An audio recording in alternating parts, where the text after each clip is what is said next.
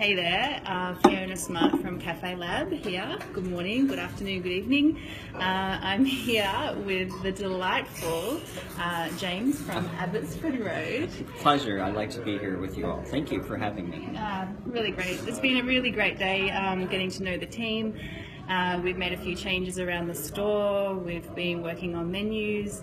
We've been doing coffee tastings for new clients. Yeah, a lot lined up over here at Abbotsford since we're getting into the game of educating everybody as opposed to dictating for them. We're really pulling out all the stops so that we're breaking down all the biases, all the boundaries, so that way everything is accessible and available to everybody. So the things that you thought you knew actually do apply, but it's not mutual exclusivity. Yeah. Freedom around coffee.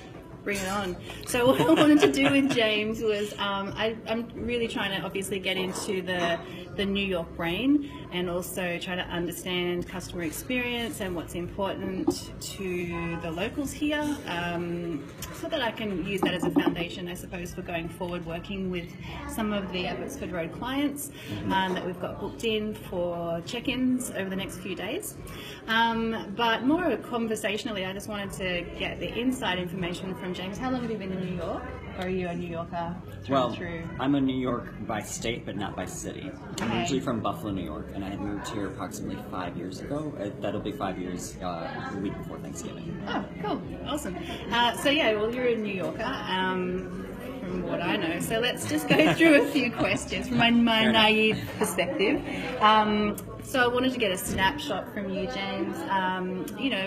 We throw around the term third wave coffee a lot. It's been going around for many years, and I wanted to get your perspective on just a snapshot, I suppose, of third wave coffee in America right now. What that statement even means to you. Yeah. From the things I always hear when I go out and spend time in the coffee community, and I hear about how people are saying we do a third wave kind of scale, is I get a lot of broken similarities, to the sense where it's they will say one thing that is common, but then they'll hold that standard to be completely different from what the next cafe is going to be like. But from what I understand from the third wave perspective is that it's getting more in tune with the overall sourcing of your coffee. So it's talking about do you have a relationship with your farmers? Are you actually putting a little bit more quality into your product? And also, are you kind of putting it so it's more upscale? Yeah. Because a lot of people nowadays, when they have their coffees, it's they'll go out and they say, yes, I got my place, my best coffee. But something I always notice that brings out that richness, which I think is kind of vital. I would even say it's third wave, it's past third wave. Yeah. If we're going beyond that, it's the whole customer experience. It's because I know people by name, and then people are thankful for that, and that's what actually brings them back more. Because the whole idea is we're not just serving a number, we're actually serving a human being, and we're actually taking acknowledgement to the uniqueness of the human being that we're addressing, versus just oh yeah, here's your money, take it and go. Yeah, it makes me so happy to hear that perspective from you about customer experience. It's obviously I talk about it a lot in my business, and but to hear it coming from you in the thick of New York is incredible, because that's what it's all about. And when you're building your own business, like we spoke about before, building that relationship, you're developing this bond with your customers, and it starts with a hello, and it continues with getting to know names and orders and kids and dogs' names and all that kind of stuff. But once you've connected with a customer on that deeper level, your customers, they feel bad to go anywhere else. Right, it's kind of good weird and bad. kind of a thing, but it makes sense, because it's kind of doing, cheating on somebody, and without it being a negative, it's an actual positive that you've built this depth of a relationship that a customer will walk past other cafes, or they'll forgive you for a coffee that's a bit too cold, or a coffee that was a bit slow, or you're short staffed so it's all a bit pear-shaped, whatever it was. That bond will secure you for a really long time. I can actually give a testimony that happened just yesterday. I was serving this couple with their child that came in, and the face looked familiar, but the name wasn't coming to me. And I was like, have I served you before here? And she's like, this is my first time here. And I was like, okay. So then later on they had their drinks and they were about to leave. And when I clear the dishes, all of a sudden she goes, you know, actually, you look familiar to me. Did you work in any cafes in the area? And I mentioned the name, and she was like, yes, oh, I know about this place. That's where you're from. Oh my goodness, I remember you. You know, I'm very thankful because, like, you always remembered what we asked for. You always made sure everything was taken care of. And, like, essentially, that's, I think, something that's more beneficial in the cafe experience than the coffee. Like, not to denote that coffee shouldn't be cared about as well, but it's like, we're kind of taking a moment to think that, like, coffee is the god, it's the golden substance, and then everything else is, like, secondary. But it's like, you also forget the person who actually made this beverage, the person who took the time to address you if you had any other extra needs, because like, they're valid needs. Like, for instance, if my sister's pregnant, she can't have caffeine, so she's having a decaf coffee. That's not because she's trying to be particular, it's because she actually has a child in her, and I don't want to raise their heart rate and everything else. So it's like, when you address those kinds of needs, and you're like, oh, you know, it's not something that's a facade, it's actually something that has, like, genuine consequences. Addressing those things, that brings back the humanity into the cafe versus the monotony. And I think that's a very beautiful thing that's happening in New York City now, because that's something that's been missing. It's becoming very consumer driven, and if it's whole dog eat dog sort of thing, it's like, you know, we forget that, like, we're actually eating people and we're people. Totally. Yeah, cool.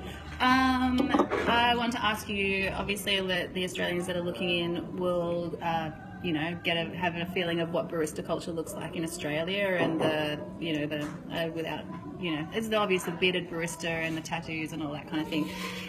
We have a bearded barista trainer. Yes, that's true. I have the beard. I'm sporting it. What's barista culture? What does that mean to you when I say that term in terms of New York?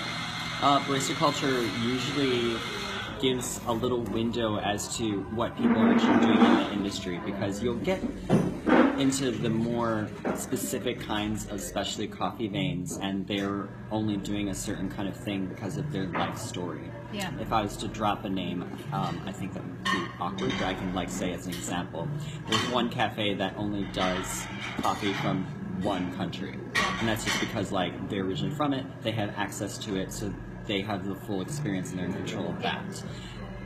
I'm okay with that, because that means that they have a life story and they're connecting with their customers on a different level than somebody else who is saying that, like, they want to provide more featuring on, like, more roast profile sort of thing. But it's like, those things are good.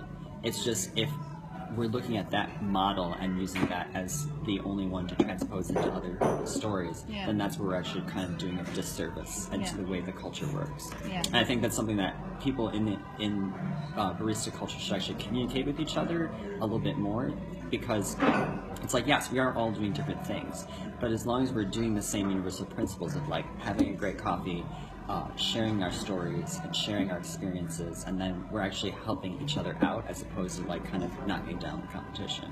Because in the end, we're all servicing people, and they have their needs as well, but if we're transposing what we think their needs are, then we're missing the point. It's got to come from the customer perspective. Right, because, like, one thing that I think is beautiful about Abbotsford Road is, of all the coffee places that I've worked at, it's like, this is the only place where the customer has actually more autonomy into their program. It's going to be present. We had a tasting today. It went very well. We were trying to see which of the coffees that we have that they were wanting to feature as their drip and as their espresso. So they tried them all as drip, and they tried them as espresso. They also tried espresso with milk, and they were talking about how those coffees sat. So for what we were doing is providing all those kinds of services available for them, and we were giving them their options versus kind of, like, breaking it down into, like, a very, like, pigeonholed kind of way of looking at things, and it's like, I'm really compromising and I'm not getting the full effect I want out of my program. So that's something I think is really beautiful about the way Abbotsford Road works. Because then we're also breaking all those ideas of, like, oh, espresso beans are grown in some other region of the world, when actually, you know, the cold hard fact is, like, espresso is a brew method. It's not a way beans are made. You know, breaking it out, because we see the flow of things, but then all of a sudden, if we look at it from the opposite end, we assume that that is what creates the chain effect. But we have to look at from where it starts to see how it got to the ending versus the reverse effect. Cool. All right. So would you say that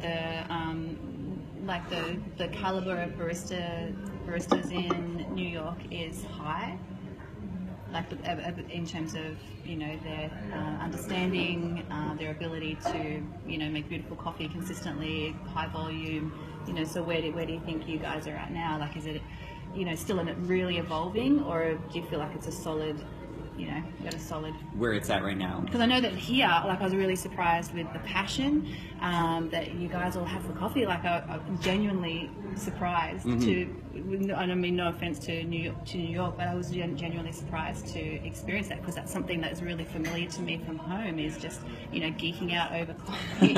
I know, it's something that still happens nowadays, where if I'm out with a couple of my coffee friends and we're like, we have to try this place, we will meet, we'll say, yes, we really enjoy this, and we'll geek out about those kinds of things, and we'll try and figure out, like, is it because of the roast profile, is it because, like, they got this really rare bean, or is it processed some weird way? But in terms of, like, how it's growing in terms of New York City, it's becoming more of a demand. You know, there's a lot of coffee jobs opening up. There are people who are trying to do things in an alternative way. I know there's a bike shop, a motorcycle bike shop, that wants to have coffee available for them as well. I just want to add into that right now that James actually deals with training all of the new customers that come on board for Abbotsford Road. So you're on the ground, literally, you know, dealing, like yesterday you did 3 groups of staff. Yeah, that's right. That was spread out between 3 different trainings. I had one that was off-site, and then I had one on-site, and then another one off-site. So it's been a lot of time traveling, because the whole idea is, like, it's informing you from the ground up, if necessary, what it is you're looking for in your coffee and the quality. Then we can start adding into, like, the whys, what the results are, and everything else. Because as an educator, the whole idea is, like, for you to develop a passion, it's not kind of say, here's the passion, give it to me. It's actually like, give you some things that are tangible. And also, like, the big thing I think helps when any student comes into the doors here is making it multisensory, versus, like, here's a piece of paper, memorize this. It's only mentally engaging, but I want things that like trigger things, and so, like, I'll include, like, certain smells. It's like, smell this coffee, listen to the way the machine is working, taste how this is, and, like, it's a full multisensory experience, because ultimately it still ties into why people keep coming back, is because it's a full-on customer experience, versus just like a, here's your coffee, which only triggers your taste and your smell. It's like, everything I hear, it's like very peaceful, very energetic.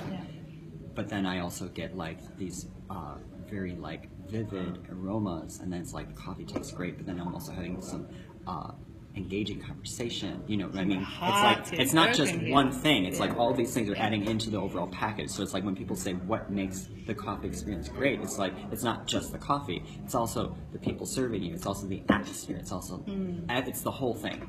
And on that, and I think ultimately it all wraps up into it's kind of like a magical ball that's quite intangible when you're trying to understand it, and say, what are they doing so well? Why are they so busy? But it's kind of, it's alchemy. It is total alchemy. You're like, what is? I need to do that. All right. On that note, I think we might wrap it up. I'm going to talk to James again over the coming days, the next couple of weeks. Thank you for having me here. I really appreciate that. Thank you for having me here. All right. See ya. Cheers, guys. Cheers.